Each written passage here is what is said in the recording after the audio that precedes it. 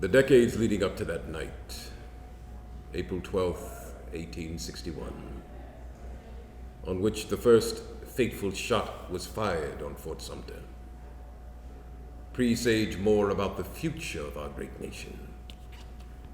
Indeed, more about the complicated relationship between the races than that night, or the 4 years' war for which it served as a catalyst could ever tell.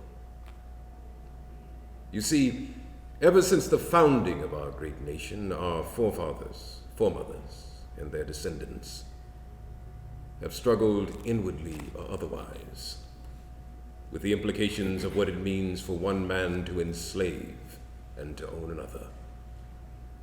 Why, almost 130 years after the first enslaved Africans were brought to the Jamestown, Virginia colonies, French man of letter and political philosophers Montesquieu observed, "It is impossible for us to suppose these creatures to be men, because allowing them to be men, a suspicion would follow that we ourselves are not Christian." What was it then that propelled the nascent nation forward? What fixed its social, political, and economic structures so securely to a foundation of bondage and violence? My dear brethren, I imagine that you know the answers to these questions. The answers are buried with the millions of Native American souls whose many cultures have been lost to the ages, wiped out, gone. They lie deep within the blood-soaked soil of the original 13 colonies and the states and territories that grew from them. Indeed, the answers are here with us now, as we endeavor to bring down the tyranny of slavery and the evil that it visits upon both black and white. And to be sure, I embody both the answer and the question.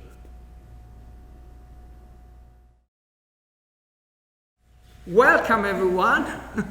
It's great to be here. I'm here with Greg, with Wayne, and Masud. You got it. Yes. And, this is the first coffee house in which I only know you, Greg. I mean, I just met you guys, but it's very exciting. I just saw a little bit of the rehearsal. I can't wait to see the performance because it's just very exciting. It sounds great, and it's I don't know. It sounds like a very compelling piece. So let's get to know each other. Okay. Yes. So I know you. Yes. But what about Wayne? I'm Wayne from Chicago. Okay. And I've always had a thing when I hear music, it does something to me that I know, it goes inside, and everybody thought something was wrong with me. And they did something wrong. Well, You don't say. and I'm going to finish. No, but it makes my innards jingle and get crazy, and I don't know what it is, and I start crying. Ever since kindergarten, and the nuns would say he needs to see somebody, and all my mother would just say, "That's Wayne." That's Wayne. Just like with the music for the No Cowards in our band, when I read the words were so strong for me. The words were so strong. It said, "This is what you've got to do," and it went down the list. I did not question it, not even one time. And you're going to hear the result of it through these voices, through the text, through Frederick. You hear it. It became alive. So tell me how this project came together, because you were in it from the beginning. Yes. Yeah. So it came together because Anthony Knight, the writer, right, had this idea in his head for a long time, and he was listening to the recording of Opera Ebony singing spirituals. Mm-hmm. Wayne Sanders is one of the founders of Opera Ebony and the music director. So Anthony Knight had this recording, and it inspired him. He said, "This is who I want to sing this piece."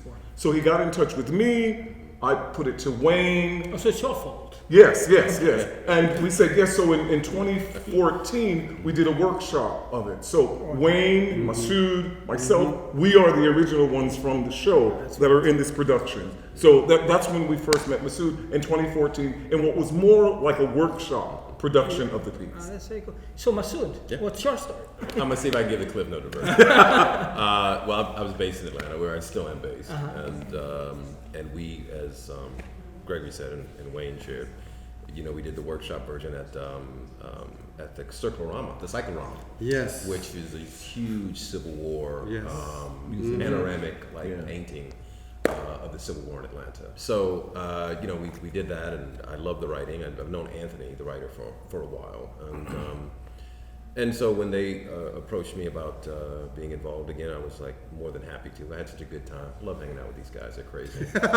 In addition to being experts at what it is that they do, we just have a good time. So anytime I can combine play with work, it's a good time.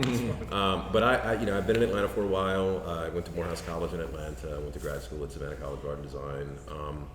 My training officially has been in sculpture and the visual arts. Oh, fabulous! Yeah. Wow, So, I didn't know that.